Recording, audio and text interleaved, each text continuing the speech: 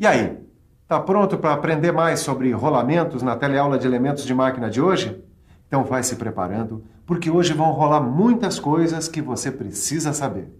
Você vai ver quando é que se faz a troca de rolamentos. Vai aprender como devem ser as condições de armazenamento adequadas para eles. Vai ficar por dentro dos cuidados que a gente precisa ter durante o seu funcionamento. Vai ver como se faz a lubrificação dos rolamentos, vai ver ainda como é que é feita a representação em desenho técnico destes importantes elementos de apoio. Agora tem uma coisa que eu não disse sobre a nossa teleaula de hoje. Você vai aprender como ouvir, sentir e observar um rolamento.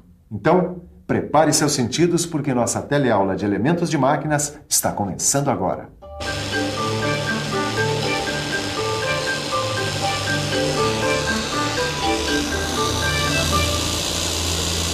Ô, mestre Silva, você está se comunicando com a máquina? É, mais ou menos. Como é que é? Eu te explico. Quando você quer observar como é que andam os rolamentos aí dentro da máquina, você tem que aprender a sentir. Então, o que acontece? Você vai ter que ouvir e observar o trabalho deles. Poxa, que legal, hein, mestre? É legal, porque aí você fica sabendo se vai precisar ou não fazer a troca dos rolamentos. Poxa, na verdade, eu queria aprender um pouco mais sobre esses esquemas aí. Ah, você quer dizer que quer aprender um pouquinho mais sobre os procedimentos para a conservação e a reposição dos rolamentos? É isso mesmo. Ele já percebeu a importância que é a conservação e a troca dos rolamentos. E eu tenho certeza que você já se apercebeu como é importante o assunto de hoje. Pois muito bem, então vamos ver como é importante também uma boa estocagem desses elementos. Os rolamentos precisam estar sempre disponíveis quando for necessária a troca. Senão, já viu, a produção pode ficar parada pela falta deles. Agora, para serem estocados direitinho, os rolamentos exigem certas condições. Antes de embalar um rolamento, a gente precisa colocar uma proteção contra oxidação, como esse óleo que eu espalhei pela peça. A temperatura do local onde a gente vai armazenar esse rolamento deve ser constante e deve se manter em 21 graus centígrados. Agora, quando você for tirar um rolamento novo da caixa, observe bem se ele está na embalagem original, bem limpinho, bem protegido com óleo ou graxa e com papel parafinado. Ô, mestre Silva, Oi. Esse rolamento aqui, ele tá pronto para rolar? Esse daí está em condições. O que eu vou fazer agora, Tito, é verificar novamente como é que está o rolamento aqui dentro da máquina. Se o ruído do rolamento estivesse macio, não precisaria trocar. Agora, esse ruído metálico que eu ouço, bom, pelo menos o nível do óleo vai ter que ser completado. Quer dizer que a gente não vai precisar trocar o rolamento daí de dentro? Vamos ver, Titão, vamos ver.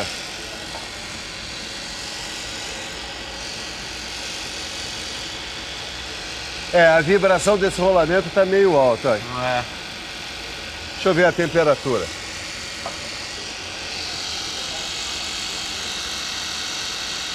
A temperatura tá meio alta, um pouco mais alta do que o normal. Deixa eu pegar o termômetro industrial, que é para verificar a temperatura corretamente, porque alguma coisa está errada com esse rolamento.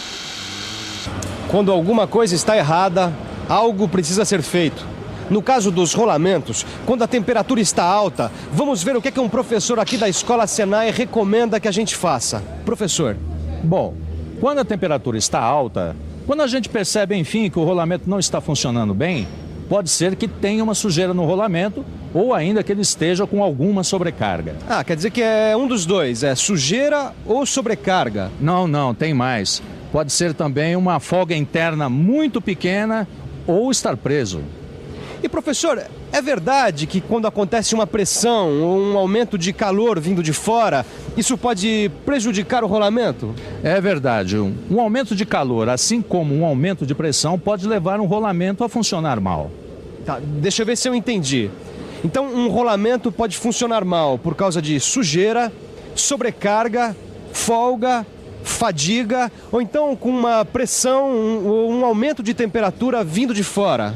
Certinho, mas faltou uma coisa. Pode causar problema também a falta ou o excesso de lubrificação. Opa, então vamos ver como é que se faz a lubrificação.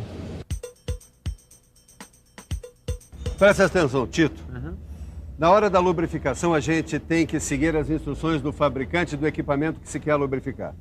Se for uma troca de graxa, por exemplo, a engraxadeira tem que estar bem limpinha para evitar que a poeira penetre no sistema. Ah, tudo bem, Silva. Mas e se o lubrificante for óleo, por exemplo? Nesse caso, então, a gente verifica na ficha de controle da manutenção a data da última troca de óleo. Pois bem, se o óleo estiver vencido, tá? Se estiver velho, drena-se todo ele.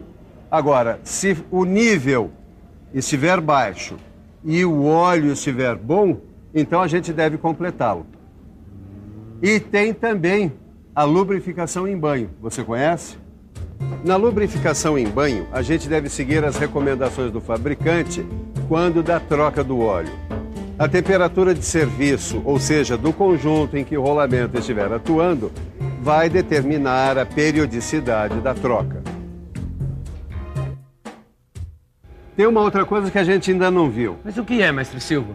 Como fazer a manutenção numa máquina parada para a troca de óleo e de rolamento. Esse tipo de operação exige certos procedimentos, sabe?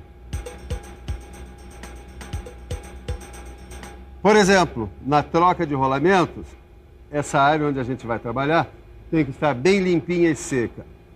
É sempre bom dar uma olhada no desenho da máquina, se estiver disponível. Certo, mestre, mas como é que a gente tira o rolamento daí de dentro? Mas calma que a gente já chega lá.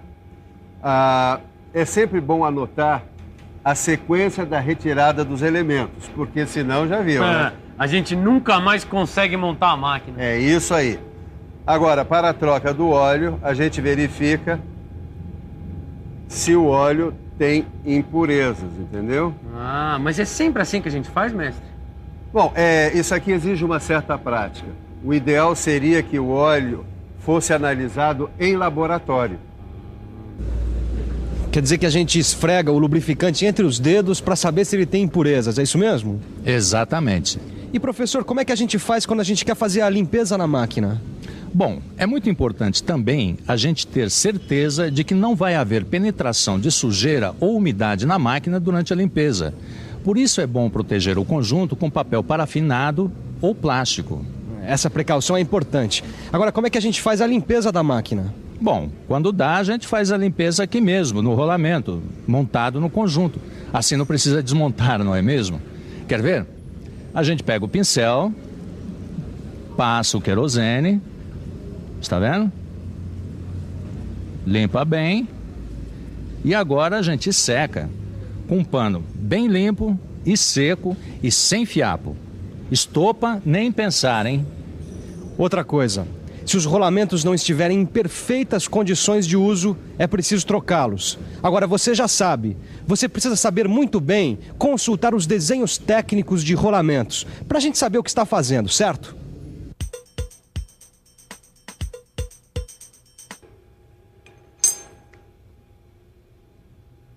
E aí, Tito, como é que tá? É, mais ou menos, viu, Silva? Ué, se você anotou a sequência, não tem problema. Você tem que prestar atenção no seguinte.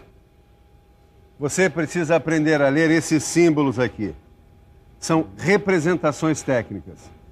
Agora, repare que as representações podem aparecer de duas maneiras. Simbólica, representação simbólica e simplificada. Representação simplificada. Olha aqui. Simbólica, simplificada. Agora eu vou mostrar para você cada uma dessas representações de alguns rolamentos que você já conheceu na nossa última teleaula. Essa aí representa o rolamento fixo com uma carreira de esferas. A simplificada é a representação da esquerda, enquanto a da direita é a simbólica. Mais uma representação, a do rolamento de rolo com uma carreira de rolos. Outra, a do rolamento de contato angular com uma carreira de esferas fica assim. Essa é a do rolamento autocompensador de esferas. Outra representação, a do rolamento autocompensador de rolos. Segue com a do rolamento de rolos cônicos e, finalmente, a do rolamento axial simples. Titão, repare bem nessas representações aqui. Veja que a mesma representação simbólica pode aparecer em vários rolamentos. Poxa, Silva, eu não tinha reparado nisso. Mas você tem que ficar ligado. E olha que essas representações aqui não são as únicas, não, senhor. Tem essa daqui, ó. É a vista frontal do rolamento, que aparece desenhada em representação simbólica e representação simplificada. Poxa, quer dizer que a representação frontal pode aparecer, ou melhor, ela pode acontecer de duas maneiras? Exatamente. Agora, você sabe qual é a melhor maneira de guardar isso tudo que nós já vimos? Não seria pegar o nosso livro de estudos e fazer todos os exercícios que tem nele? Exatamente. E nesse caso é fundamental, porque senão não vai saber lidar com rolamento nenhum, hein? Bom, mas antes de estudar, que tal dar uma boa conferida na teleaula de hoje? E atenção, se liga aí que é hora da revisão.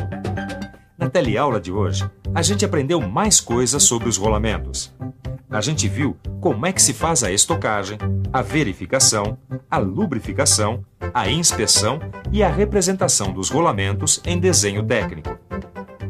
Bom, com essa teleaula, a gente está encerrando mais um módulo dentro do curso Elementos de Máquinas, o módulo Elementos de Apoio.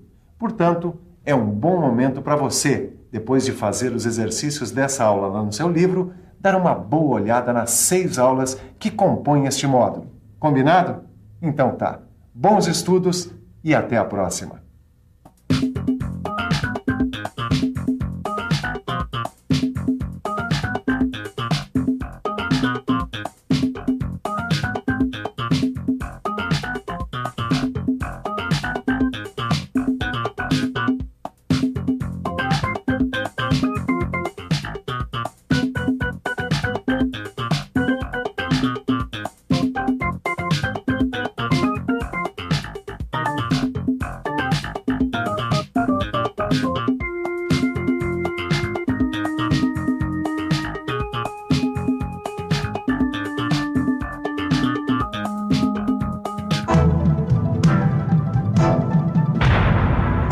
Telecurso 2000, um programa de educação do Sistema Fiesp e da Fundação Roberto Marinho.